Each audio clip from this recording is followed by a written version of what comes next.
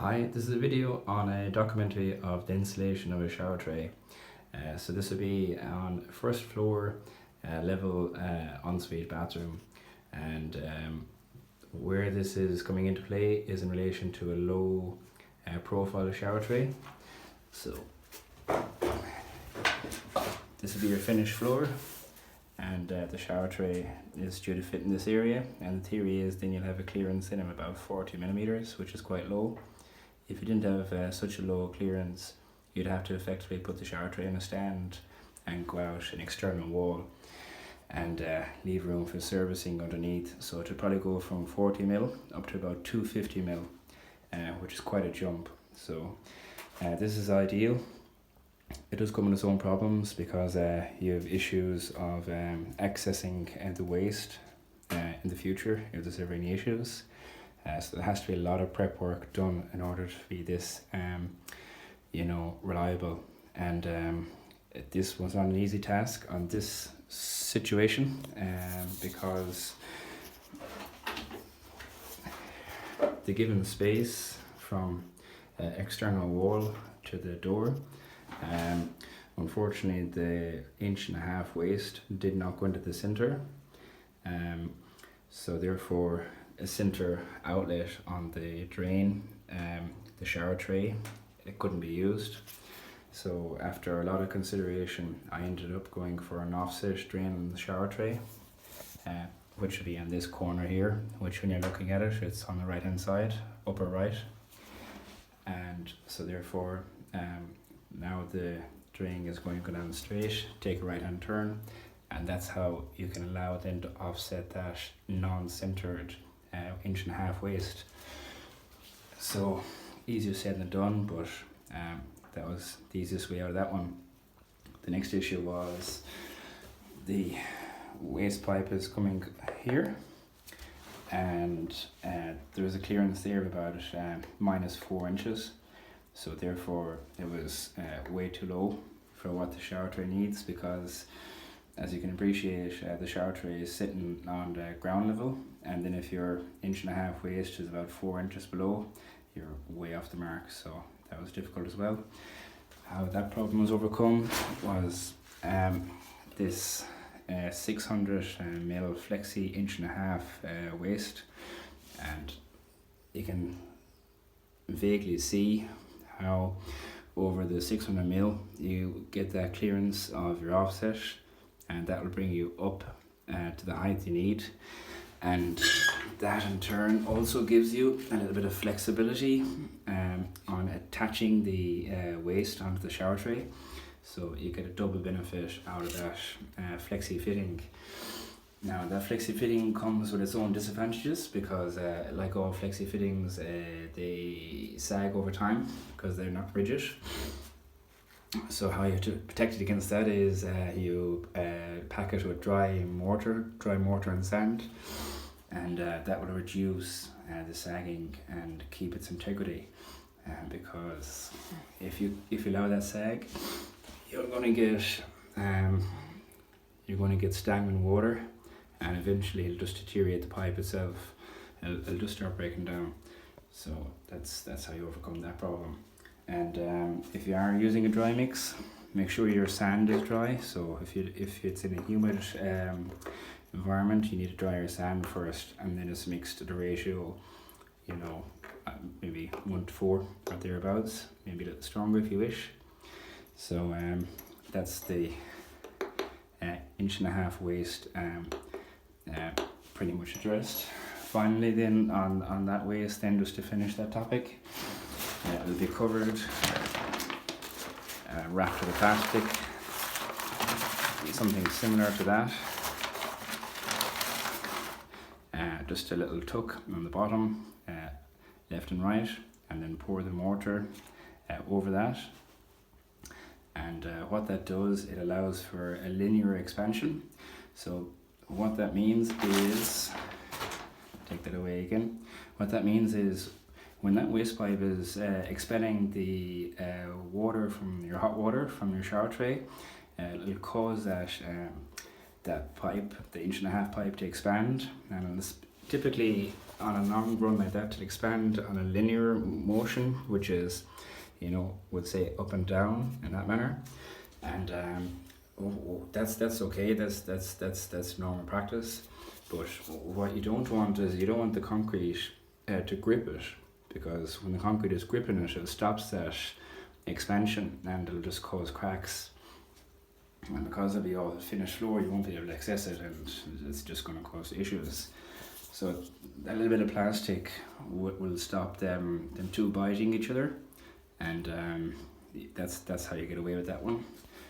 And then on the steep incline, because this is quite steep, and you do want a little bit of flexibility here for doing up your drain, you don't want this fixed, and that's why this will be full dry mix about halfway up.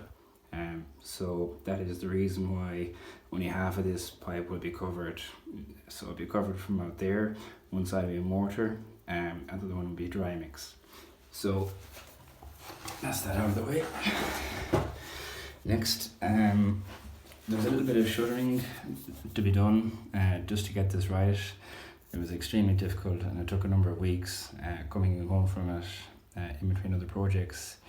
So because of the trickiness of the whole thing, so when this last pour, it's a temporary mock-up now of the last pour, which is formed out. This pour will be number 4, so this is the last pour, but it took 4 pours of concrete just to get the segments right. So the last pour will be going in here and just pulled off the finished floor, and then that's your finished level there. So as you can see, that's how that piece will be leveled, and then that's another finished level there, a little bit to fill here, and then finish that across here as well. So just to give you an idea of the last pour that will be done, that's what it will look like. So I'll just take them timbers away now.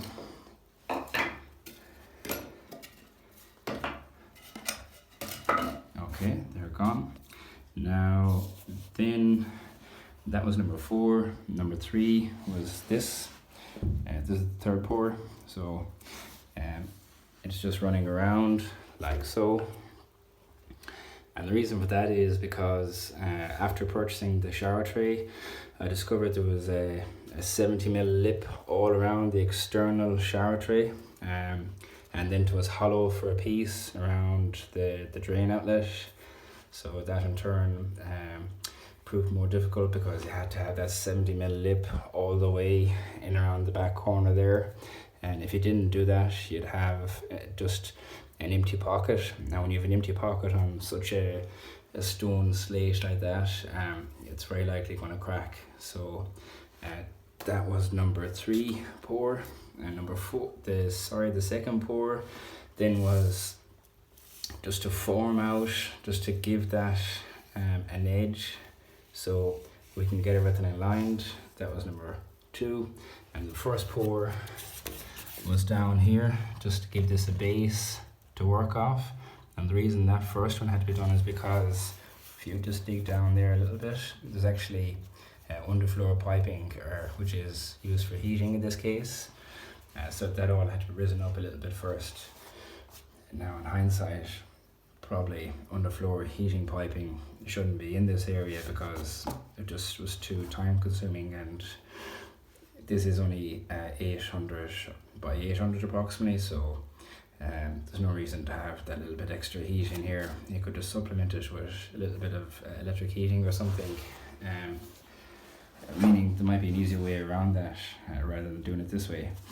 So moving on to the next topic, which is connecting your waste outlet. This is a Manic Alpine fitting. These are made in the UK. The brand is recognised through all of Europe. It's easy accessible and it's a nice website. So why I chose this one is because I'll just take away that gasket. So you can see the 3 screws. So the shower tray will just fall into place on a very small bit of concrete on a finished floor. That concrete will bond it to what will be the finished floor. So therefore it's now an embedded solid stone structure. and therefore when that concrete sets, you'll have no access thereafter to the waste, and the only means of access is just literally splitting the tray and removing it and putting in a new one. So back to the drain. So therefore you just line the tray up in situ first, and then you just pull the drain waste up via the 3 screws, and that's how it's connected. And then how the magic works is this little gasket that will make your seal, and because of the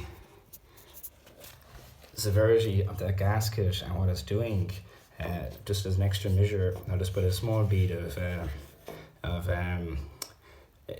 silicone around that, bathroom grade silicone, just around here, and then a small bit here as well, and clean up that gasket and ensure the gasket is fit for use first. Maybe just moisten it up first or something like that, just to get it more workable before it's connected, and then do up the drain. So that's that one done out of the way, and next it is your shower head. So there are the 2 pipes. They'll eventually be connected up with this, and that will be flush with the wall, and then these will be crimped on left and right, so that will sit in behind like so, and that's what it looks like. And you can just use a crimping tool for these. If you don't have a crimping tool, you can get these in a compression format, and that's just that pipe there in particular is 16mm PEX. If you couldn't get that, just a 1/2" copper pipe will do, and that's your shower ready for service. Unfortunately, that outlet is not big enough, so which means it would be the very unpleasant job of taking out that concrete all around, chasing it all out and rerunning them piping just to get them to line up, and that'd be done by something like that, which is a diamond blade and a chisel, just to take it out. And so just redo that, and the same thing then applies again on. So one of these will be hot and one will be cold. Typically hot on the left, cold on the right. I need to look up that again, but off memory that's what it is. So hot on the left is this one. So when you're redoing that, if you do pull off the insulation, again, ideally that would be wrapped in plastic again before it gets pushed back into the wall.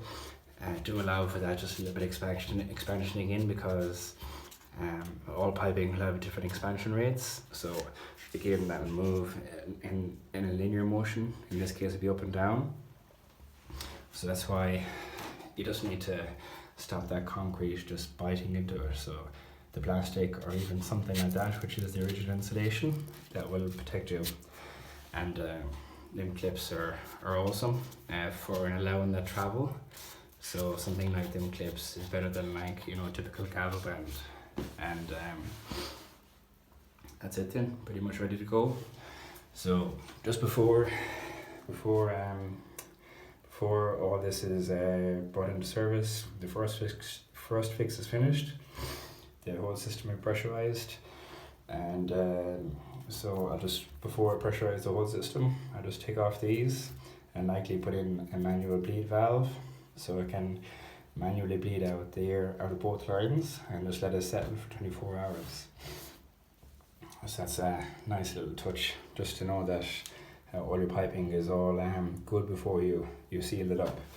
And speaking of which, so this is ready for the final pour now, but again, I'll come back later today, and what I'll do is I'll put 5 litres of water down this water trap, and let it settle, and just make sure there's no leaks before the final pour, and even come back a few hours later and just do a secondary check, because there'll be a little bit of water sitting on the trap, so let all that settle down before you're happy. and then it should be good. And when you're measuring up these flexi fittings, they're very tricky to measure because you're not measuring on a straight cut. You're measuring on an incline, so it'd be something like that. So something of that manner is actually quite difficult to measure. So do yourself a favor, measure it to your estimate, cut yourself a little extra slack, and then trim it back then accordingly. It's much easier just to give yourself an extra inch or so and then start trimming it back, because you'll be highly surprised how much extra it takes, and it's very difficult to join it on, as I unfortunately found out. So do yourself a favor on that one. Okay, so I hope this was useful, and take care. That's what it should look like, something like that. Okay, these wee little lines are just to give the last layer of concrete a bite, and that's why they're there. So that's pretty much it. Okay, bye bye.